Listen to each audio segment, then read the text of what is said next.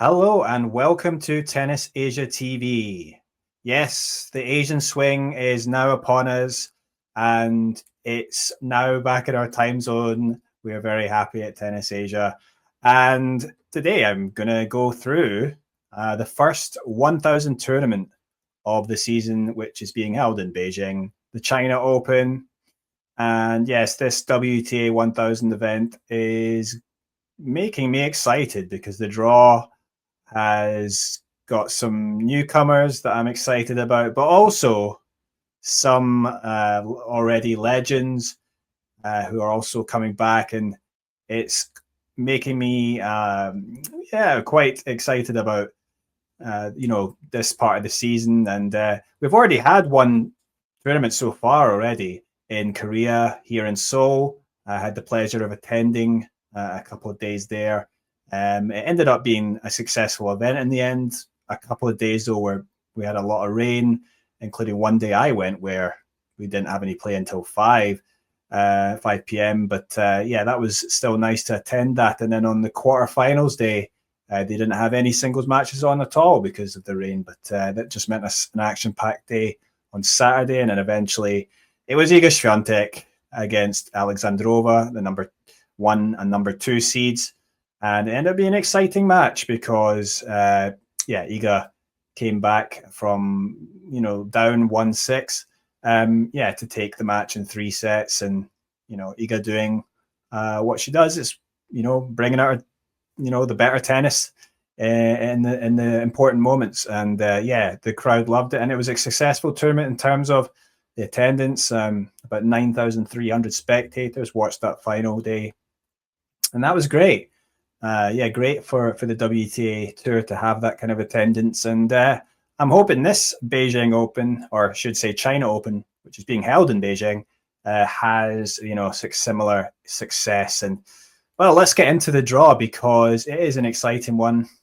And there's a few faces. I mean, we do have the return of Zheng Qinwen, the Chinese number 1, and, of course, the current Olympic gold medalist, right? From the Paris Olympics. She won that gold medal, which was legendary. And unfortunately, she had to have some injuries, but now she's back. So we're going to definitely be looking forward to that. But first, let's try and get the draw up in front of this. If you can see on the screen there, we now have it up. And this is the top part of the draw. So just going to get into it then. So obviously you can see the number 1 seed there, Iga Swiatek. She is certainly going to be a favorite, I think, in this draw. I mean, she had a great week in Seoul, and until the final, she steamrolled her opponents really. So looking at this section with Kalinskaya, Samsonova, and Navarro, you have to say it's a pretty good section for Iga. Kalinskaya, though, if she can come out in form, certainly can give her trouble. But I think just the way Iga has been performing this so far, I think that's a good section for her. Yuan Yue and Putintseva, the Asian players that can await her. Yuan Yue, of course, the wild card, Chinese wild card. She has a decent, fairly aggressive baseline game, a little bit of power, but she's up against Putintseva. Putintseva actually is a player who did beat Swiatek the last time he played, but that was at Wimbledon. And of course, this is a regular hard court, sort of medium-paced hard court. So I don't think that's going to be a big problem for Iga. I think whoever comes out on top in that match, is probably is going to lose here to Iga here, but you never know. But Yuan, it'll be nice for her if she's able to maybe get the victory over Putintseva. I don't think Putintseva's been in particularly hot form of late. Yuan, maybe has a chance to get through that one.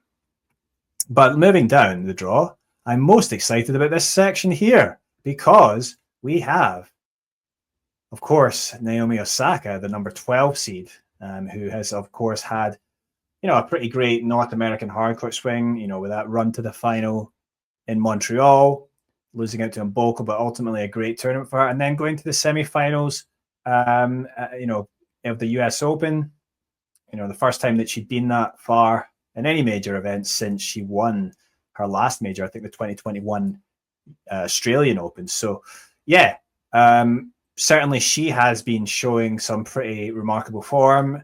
Incredible power that she brings with the serve, but also now backing it up in terms of her general, baseline play. Her rally tolerance. She just looks a much more sharper player, and I think she's been mentally toughened as well, because I think she had some. She was pretty harsh on herself. I mean, I think she was obviously still sees herself as being able to be an elite player. The results were very inconsistent, but now it seems like she's had a pretty good couple of tournaments that you could say that she has been playing at an elite level. And I think she's going to be wanting to go into this tournament, and do as well as she can, and really be looking to try and win the tournament. But she will be playing a qualifier, and the qualifier that she could play is Janice Chen. Janice Chen, of course, the Indonesian player who has had a remarkable 2025, recently qualifying for the US Open, her first major, and then getting a victory there. And that was a very good performance from her. Yeah, I mean, she came through qualies there, got her first victory, and then they lost. She beat a seeded player, but then lost out to Rybakina. And in that particular match, Rybakina, I think, served remarkably well, which is maybe much better than you might normally have expected her to. And yeah, and I don't think maybe Janice did as well as she maybe could have. She got through Kudermetova, Veronika Kudermetova, in that first round in 3 sets. But here she's up against, after having come through her qualifying matches in straight sets. I should also say, actually, that she got to the final, her first WTA final in Sao Paulo immediately after, the US Open. So that was pretty remarkable for her to go all the way to the final. Yeah, eventually losing out there. But yeah, it was a great run for her.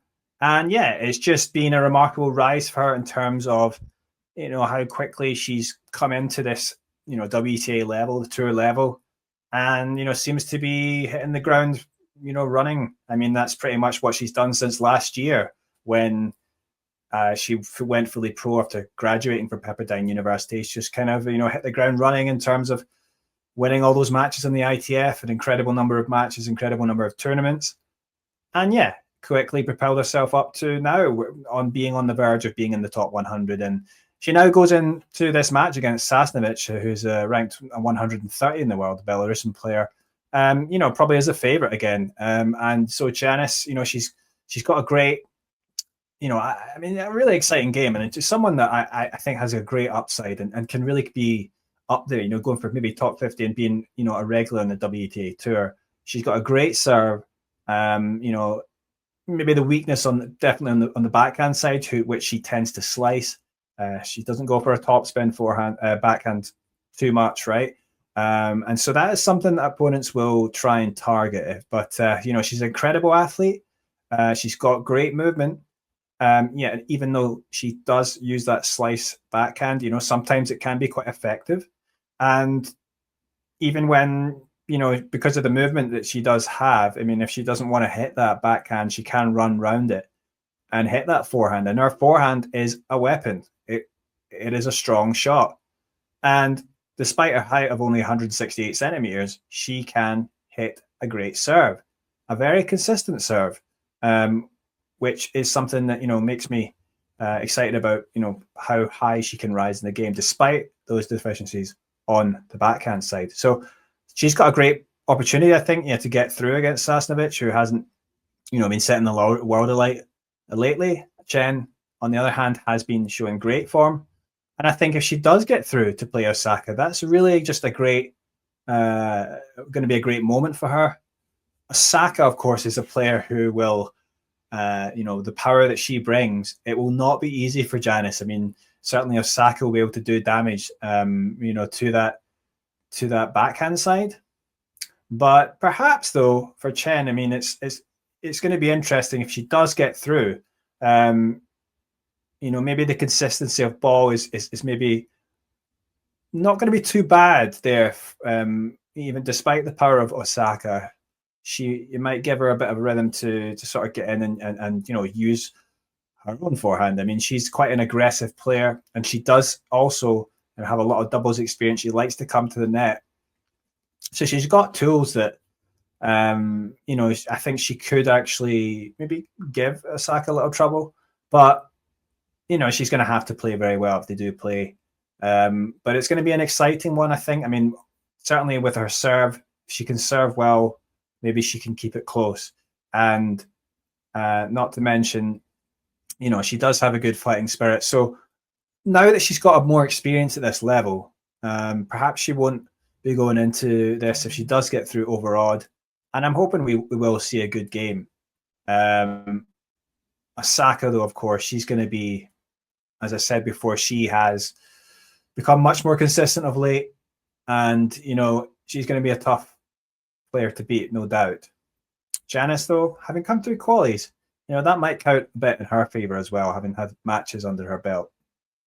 It's an interesting section as well, because we've got Marta Kostyuk there as the other seed, but then also Rybakina and Jessica Pegula. Donna Vekic as well as one of the players that Rybakina could play, either Donna Vekic or Buksha. And it's going to be interesting because Rybakina, I think she's had some victories over Jessica Pegula. Certainly this kind of hard court is going to suit both of the games, really, but whoever gets through in that section, who knows? It's going to be interesting, but I think Osaka will fancy her chances and definitely, which should still be the favourite to get out of that section. And potentially you might have Osaka playing Iga Świątek in the quarterfinals. And what an interesting battle that would be, because, we've even had, Osaka testing Iga on clay, the French Open. Let's see what she can do on a hard court, which should be more suited to her. But of course, Iga has shown tremendous form so far in this Asian swing, and generally of late, of course. It's going to be interesting, that one, I think. The section is definitely interesting me. Moving down the draw, we've got Mayuka Uchijima there, who was once our Player of the Week last year, on the back of a tremendous run, in the ITFs. She won 3 ITFs in a row, over 2 continents and on hard courts and clay. And then going into the clay season, she eventually qualified for her first major, the French Open, and got through to the second round and lost out to Sabalenka. But Mayuka has come through qualifying, and it was good for her to get through. She's done okay of late. As I say, she's not exactly lit the world alight, but looking at her previous tournament, she's got through the first round at the US Open and then lost out to Barbora Krejcikova in the second round, and then has come through qualifying against Zhang and Joanna Garland. She draws, though, Lin Zhu, or Zhu Lin, use the Chinese naming order. Not too bad, obviously, getting the wild card in China. You draw a Chinese player in these tournaments, and it's not going to be easy. You're going to have the crowd against you, and decent players but I do think Uchijima, with the game that she has, does have a good chance to get through that. She's got a decent power in her game, and I think this kind of hard court is not bad for her. So it's going to be interesting to see who comes out on top in that one. And then going through to play perhaps Mira Andreeva. I remember Uchijima actually pushed Andreeva to 3 sets, and it was actually a final set tiebreaker, and that was at the Australian Open this year. So very close match, that one. I remember quite a few breaks as well, I think, in the final set. So potentially a rematch of that there, and then that could be another interesting match there. In this section, we've got Andreeva, Yastremska, Diana Schneider, and Kasatkina, and we shouldn't forget Maya Joint there waiting.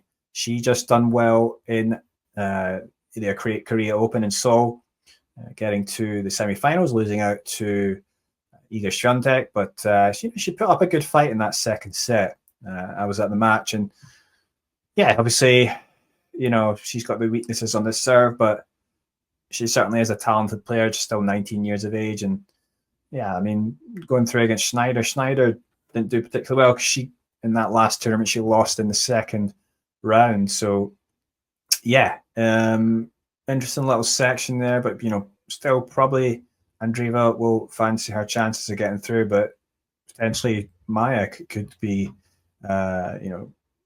throwing, shaking things up there. So it's gonna be interesting. It's like Sonny Cartel and Parks there as well. But moving down though, we have a standout player. I think that people are waiting for her comeback is Zheng Qinwen.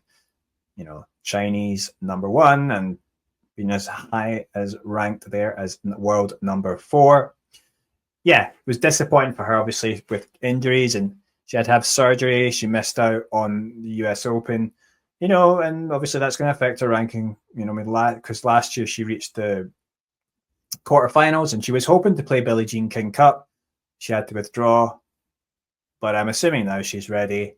And yeah, probably not a good decision to rush back for Billie Jean King Cup. She can concentrate now on getting her own form back up and getting ready and fit. And this is a great place to do it, in Beijing at the China Open. And yeah, I think it's not a bad little draw here in terms of her to start off with. I mean, she could play Susan Lamons or Wang Yafan. Wang is a good competitor. But I think, for Zhang, she is going to have enough in her locker, even having just come back to be able to get through against either of these players. Although I should say Susan Lamons, actually, she got to the quarterfinals in Seoul, and she actually got a victory over Diana Schneider, and she's not actually been in too bad form at the moment. So actually, perhaps she could put up a bit of a fight against Zheng. I think she took as well. Did she not take a set off Iga in one of the tournaments recently? So yeah, I think want to look out for another two Chinese wild cards there. We got Wang Jiu and Guo Hanyu. I mean, two players a little bit underrated, maybe, who will be hoping to make their mark. We've got Noskova in there at the 26th seed for another Czech player. I think, though, Zhang, it could have been worse, and she does have an opportunity to get through. If she does get through that fourth round, though, she will play potentially Clara Towson or Victoria Mboko. Yes, two young, talented players, but Victoria especially, of course, the champion in Montreal. Still very young, though, still very raw still. So she is still improving. She has to play Siniakova potentially. And she just did well in Seoul as well, Siniakova.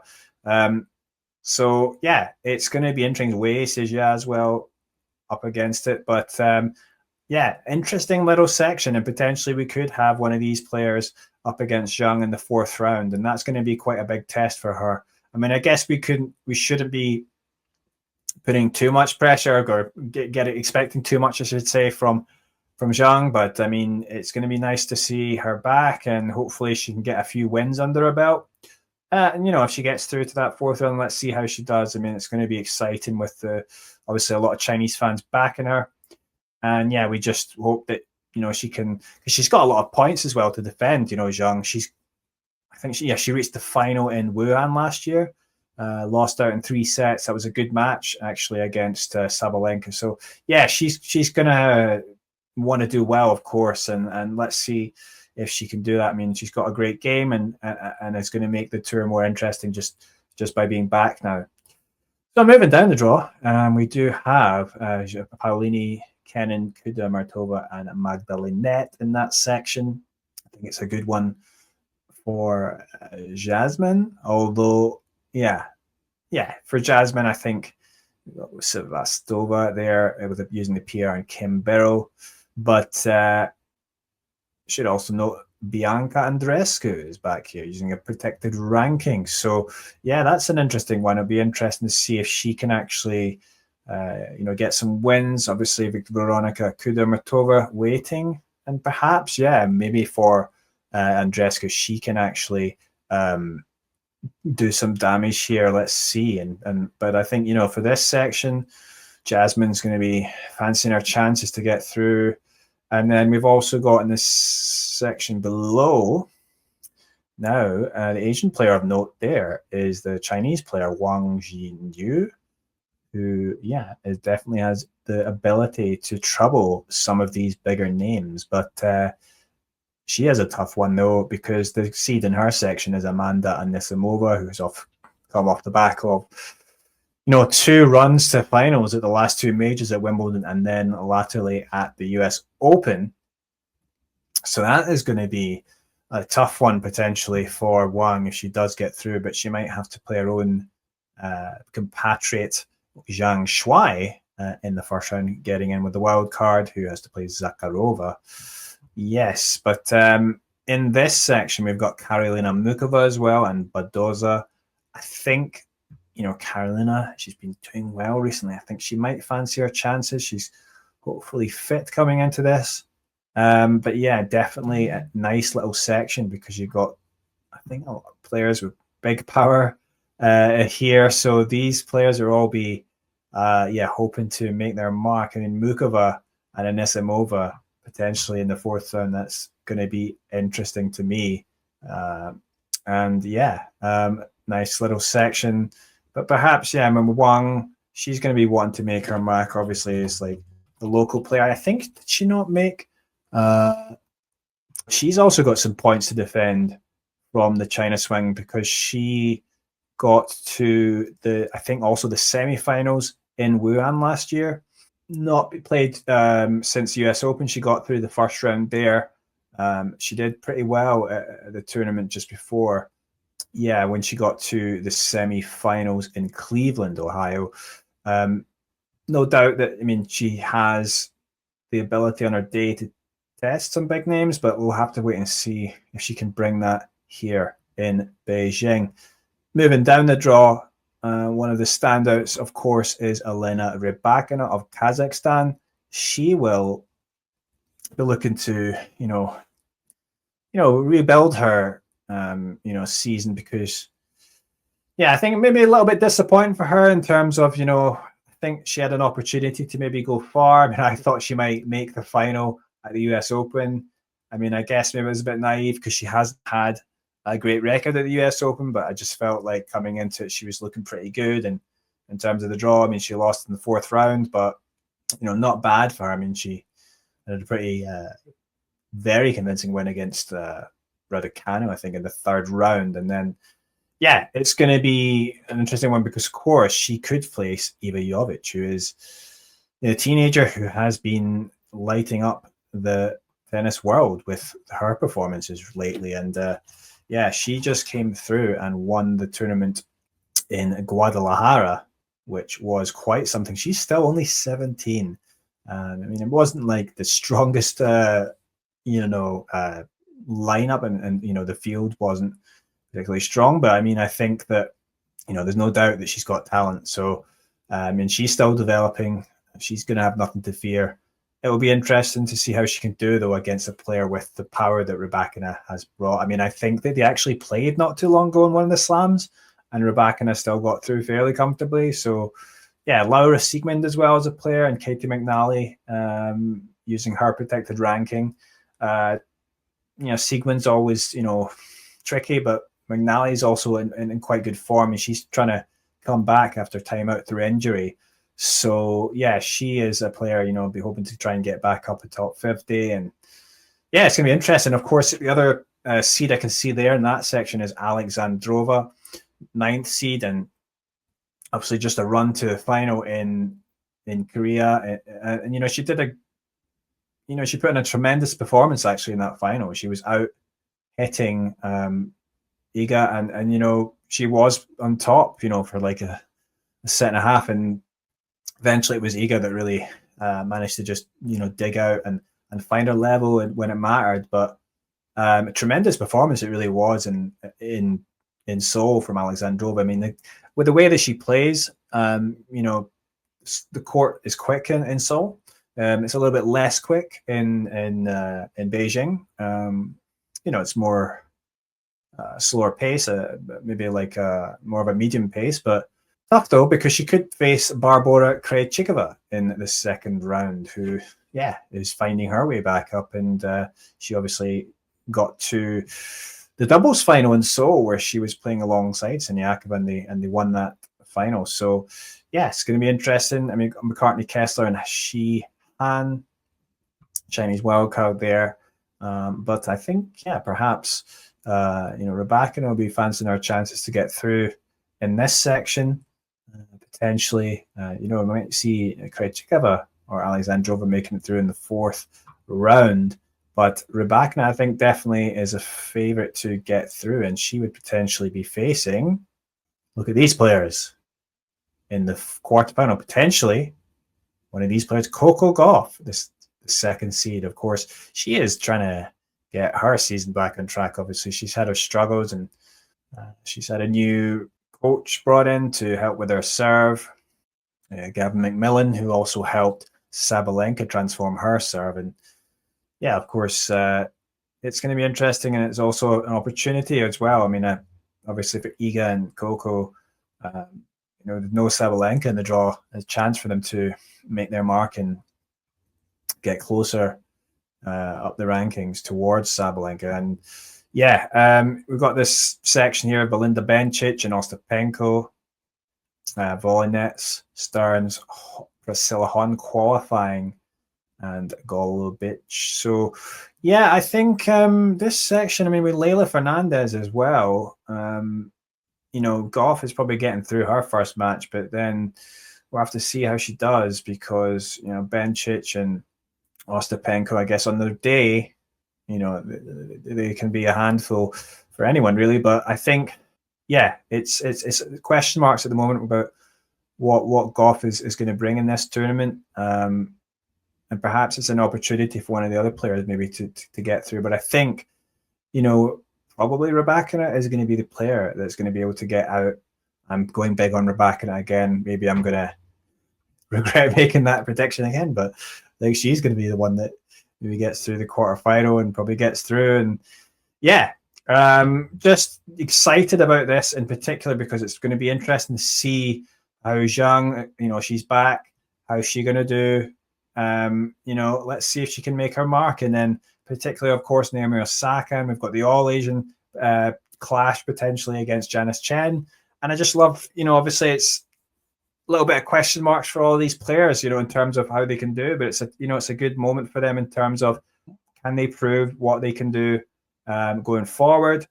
And let's see where they are. And I think especially with Janice, all these experiences, and it's great just to have an Indonesian player, in these tournaments and competing at tour level. And I definitely think she's going to be a player that we see around much longer. So it's just going to be interesting for me to see how much she can improve. And being able to face like players like Osaka, it is how you're going to do it. And this is the first 1,000 tournament of the season, and I am very much looking forward to it. I hope you are too. And perhaps during this tournament we'll be doing some live streams. Certainly, a live watch along. If we do get that match between Osaka and Chen, it will be hard for me not to do that. And hopefully I'll get a few others on the stream with me, and maybe you can join us for that. But until then, thanks for listening to this preview, and I'll see you soon.